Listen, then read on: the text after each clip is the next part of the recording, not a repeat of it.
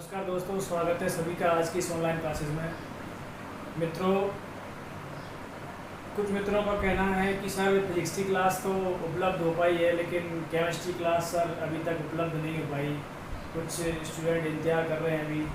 तो चलिए, आज मैंने केमिस्ट्री का जो एक चैप्टर है रासायनिक बलगतिकी, उसको यहाँ स्टार्ट लिया है। तो जुड़ जाइए, आ जाइए। देखिए, चैप्टर का हमारा नाम है रासायनिक बलगति। कोई भी रासायनिक प्रक्रम संभव है, किस परिस्थिति में संभव है या नहीं है, ये कुछ परिस्थितियों के ऊपर डिपेंड करता है। जैसे कि ताप है, दाब है, सांद्रता है, उत्प्रेरक है। तो इन सभी चीज़ों की कम या अधिकता से या उपस्थिति के कारण रासायनिक अभिक्रिया का जो वेग है वो वेग प्रभावित होता है। वेग में कभी वृद्धि होती है, कभी कमी होती है। जैसे आप देखिए, कुछ रासायनिक अभिक्रियाएं हैं, भाई सभी रासायनिक अभिक्रियाएं भिन्न भिन्न गति से संपन्न होती हैं। जैसे कि आप देखें, कुछ अभिक्रियाएं बहुत तीव्र गति से 1 सेकंड के कुछ हिस्से में ही संपन्न हो जाती हैं। जैसे बात करें तो अम्ल क्षार अभिक्रियाएं हैं, सिल्वर क्लोराइड का अवक्षेपण है। ये सब अभिक्रियाएं जो हैं, बहुत सारी अभिक्रियाएं जो बहुत अत्यल्प समय में ही संपन्न हो जाती हैं।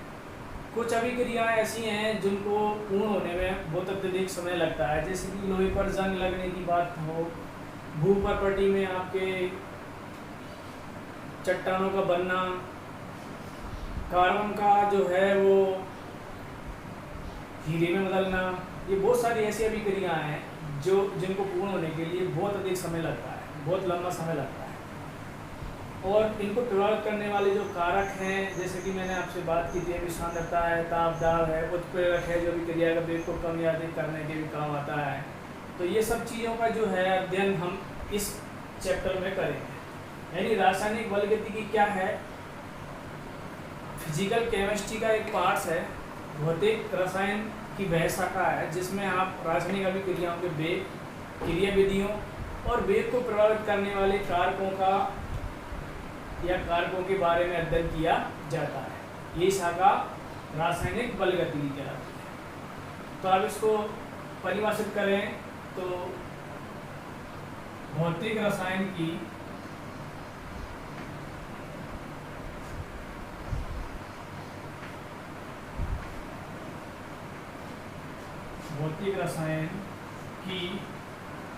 वह शाखा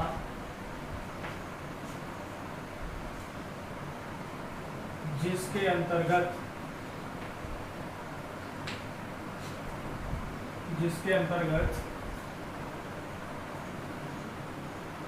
रासायनिक या विभिन्न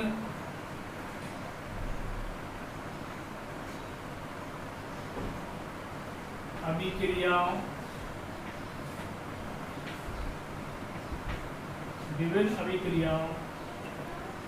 के वेग, क्रिया विधियों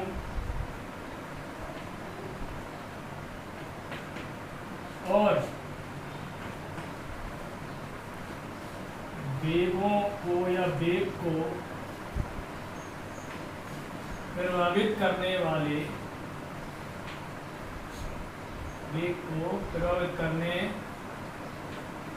वाले कारकों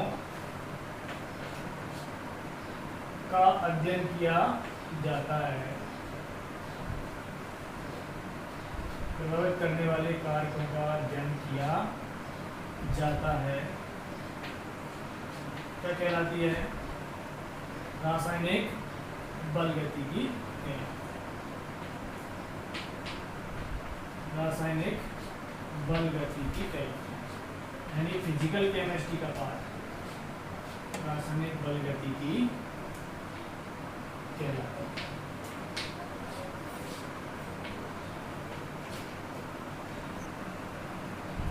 इस प्रकार रासायनिक बलगतिकी को विभिन्न कोटियों के आधार पर कई भागों में वर्गीकृत किया गया है, जिसमें विभिन्न कोटि की अभिक्रियाएं, जैसे प्रथम कोटि की, द्वितीय कोटि की, तृतीय कोटि की, इस प्रकार से अलग अलग इनका अध्ययन किया जाता है। अब बात करते हैं अभिक्रिया वेग की। तो रासायनिक अभिक्रिया वेग, रासायनिक अभिक्रिया वेग। जैसे उदाहरण फर्स्ट है, NaOH की उपस्थिति में सोडियम हाइड्रोक्साइड की उपस्थिति में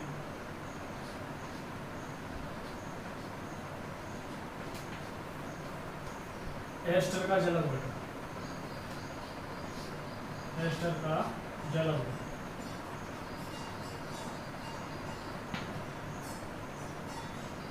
सोडियम हाइड्रोक्साइड की उपस्थिति में एस्टर का जल अपघटन, CH3 COO C2H5, ये आपके क्या है एस्टर, किसकी उपस्थिति में, सोडियम हाइड्रोक्साइड NaOH की उपस्थिति में क्या कराएंगे आप, जल अपघटन। तो ये Na प्लस और OH माइनस में, और ये COO माइनस और C2H5 प्लस, तो ये माइनस वाला प्लस वाले से और ये प्लस वाला किससे, माइनस वाले से। इस तरह से आपके क्या बनेगा, CH3 COO C2H5 COONA, और एक बनेगा आपके C2H5OH एथेनॉल। दूसरा है आपके उदाहरण, एक शर्करा है C12H22O11, ये क्या है, इच्छु शर्करा। इसका जब हम जल अपघटन कराते हैं H2O के साथ, जब उसका जल अपघटन कराते हैं, ये जो शर्करा है इसका जल अपघटन किया तो ये दो भागों में बढ़ गया, C6H12O6 और C6H12O6, यानी कि ग्लूकोज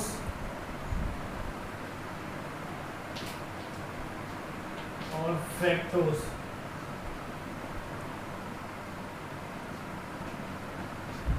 दो यूनिट में बढ़ जाता है, यानी एक यूनिट शर्करा जल अपघटित होकर एक यूनिट ग्लूकोज और एक यूनिट फ्रैक्टोज में बदल जाती है।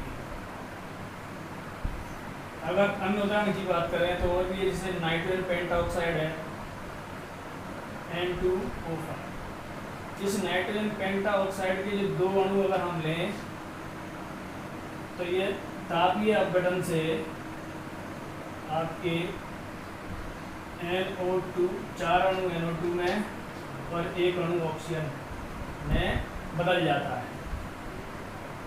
इधर आपके जितने भी पार्ट्स लिखे हुए हैं ये सभी क्या हैं, ये सभी क्या हैं, क्रियाकारक या अभिकारक। ये क्या है, सभी अभिकारक, या इनको क्रियाकारक भी बोल सकते हैं, क्रियाकारक। और इधर जितने भी जो प्रोडक्ट हैं ये उत्पाद हैं, क्या है, ये सभी उत्पाद। और ये परिस्थिति है, इन अभिक्रियाओं को संपन्न या पूर्ण होने में जो परिस्थिति आपने इस्तेमाल की है वो परिस्थितियाँ हैं। देखिए अब क्या होता है, जनरली हम जानते हैं कि जब भी कोई अभिक्रिया संपन्न होती है तो क्या होता है, क्रियाकारक प्रारंभ में, क्रियाकारक जो है वो उत्पादन बदलता है। जैसे जैसे अभिक्रिया आगे बढ़ती है तो क्रियाकारक किसे बदलता जाता है, उत्पादन बदलता जाता है। इसका मतलब क्या हुआ, इसका अर्थ ये हुआ कि समय के साथ साथ क्रियाकारक की सांद्रता में तो कमी और उत्पाद की सांद्रता में क्या होती जाती है, वृद्धि होती जाती है। इसका अर्थ ये हुआ कि प्रति एकांक समय में 1 मिनट में कितने क्रियाकारक उत्पादन बदले हैं, या अभिकारक जो है उसमें उसकी सांद्रता में कितना परिवर्तन आया है। इसी को ही क्या बोलेंगे आप, रासायनिक अभिक्रिया का वेग।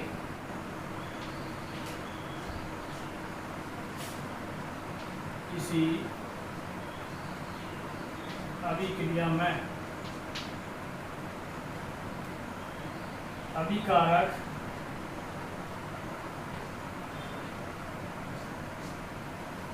अथवा उत्पाद की सांद्रता में अभिकारक या उत्पाद की सांद्रता में इकाई समय में या एकांक समय में हुए परिवर्तन को ही क्या कहते हैं? एकांक समय में या इकाई समय में हुए परिवर्तन को ही अभिक्रिया वेग कहते हैं।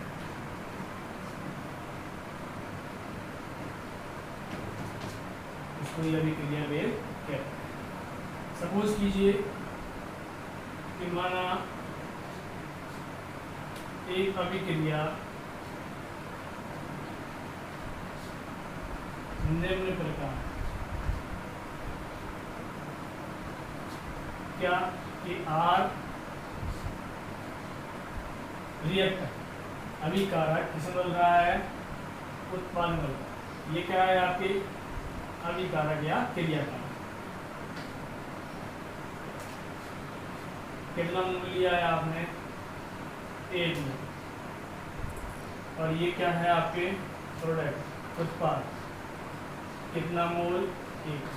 यानी 1 मोल अभिकारक 1 मोल उत्पाद में बदल रहा है। तो अभिक्रिया वेग आप किस प्रकार, 2 प्रकार से लिख सकते हैं। अभी मैंने बताया, या तो क्रियाकारक की सांद्रता में कमी के माध्यम से आप अभिक्रिया वेग को लिख सकते हैं, एक आप उत्पाद की सांद्रता में वृद्धि से भी अभिक्रिया वेग को लिखा जा सकता है। तो अगर हम बात करें नंबर 1, क्या अभिकारक की सांद्रता में कमी, तो अभिकारक की सांद्रता में कमी की दर से अगर आप अभिक्रिया वेग निकालना चाहते हैं तो अभिक्रिया वेग क्या हो जाएगा? अभिक्रिया वेग अभिकारक की सांद्रता में कमी यानी आर की सांद्रता में कमी बटे कमी में लगा समय, कमी में लगा समय। या फिर अगर आप उत्पाद की बात करें तो उत्पाद से अगर इसको बदलना चाहते हैं तो उत्पाद में वृद्धि से या उत्पाद की सांद्रता, उत्पाद की सांद्रता में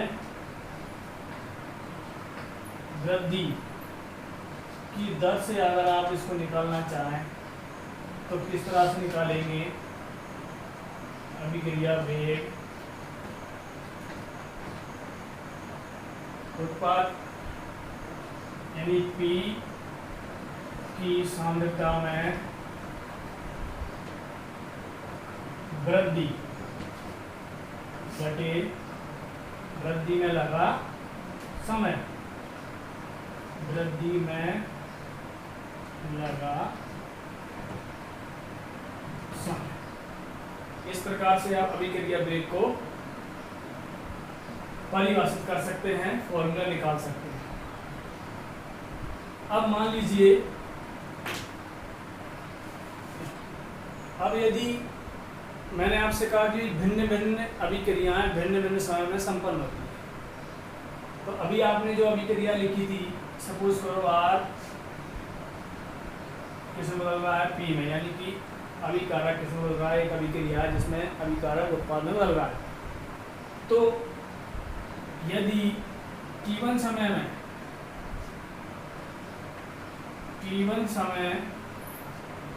में R तथा P की सांद्रता क्या हो? R तथा P की सांद्रता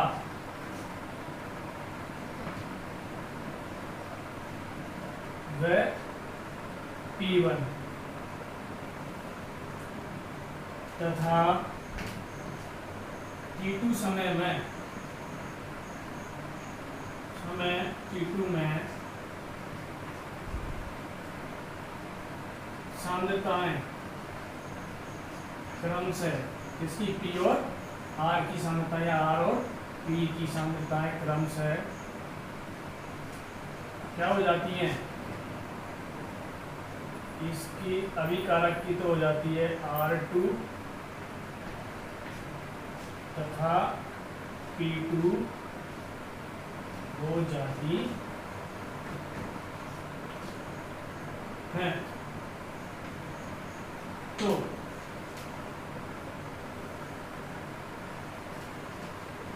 समय अंतराल यानी कि अभिकारक की सांद्रता R1 से कितना होने में, R2 होने में, या उत्पाद की जो सांद्रता है P1 से कितना होने में, P2 होने में, जो लगा समय है वो समय अंतराल कितना होगा, तो डेल्टा टी बराबर अंतिम समय माइनस प्रारंभिक समय, T2 माइनस T1।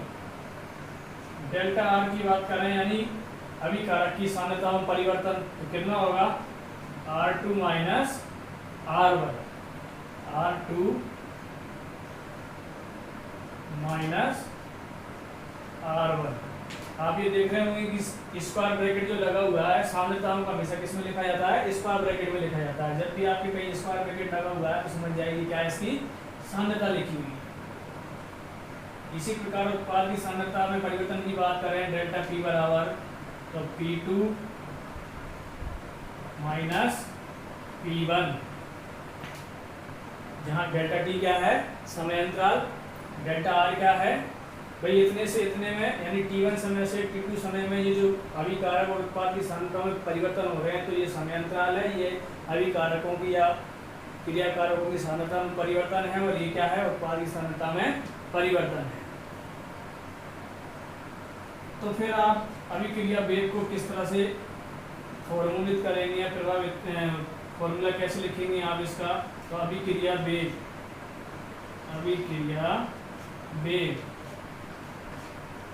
अगर आप अभिकारक की सांद्रता में परिवर्तन से लिखेंगे तो क्या आएगा, minus delta R upon delta T, और उत्पाद से अगर आप लिखेंगे तो सेम अभिक्रिया वेग क्या हो जाएगा आपके, plus delta P upon delta T। यहाँ आपको एक बात समझ में आना चाहिए, ये माइनस चिन्ह क्या दर्शा रहा है, कमी को दर्शा रहा है, यानी कि अभिकारकों की या क्रियाकारकों की सांद्रता में तो क्या आ रही है, समय के रहते कमी आ रही है, जबकि उत्पाद की सांद्रता में क्या हो रही है, वृद्धि हो रही है।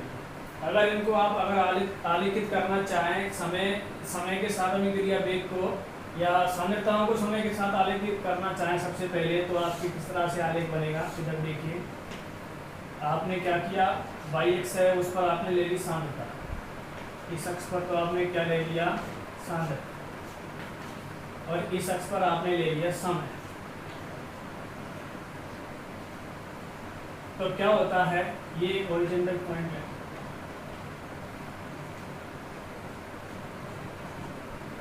तो समय के साथ आपके उत्पाद की सांद्रता में तो क्या होती जाती है, वृद्धि, और क्रियाकारकों की सांद्रता में क्या होती जाती है, कम।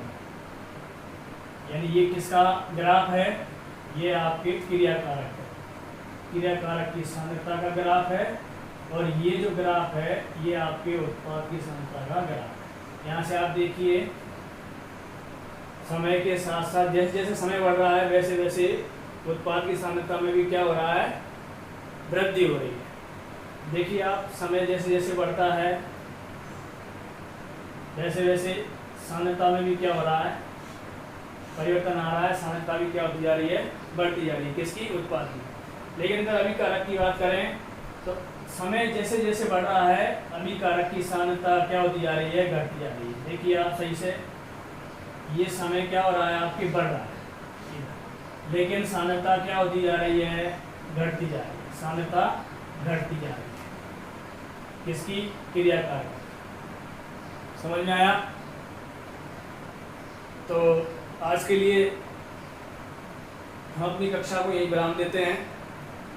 चैनल को सब्सक्राइब कीजिए, लाइक कीजिए और बेल आइकन को प्रेस कीजिए ताकि आगे आने वाली जो कक्षाएं हैं उनके नोटिफिकेशन आपको मिलते रहेंगे। ये कक्षाएं आपकी निरंतर इस प्रकार चलती रहेगी।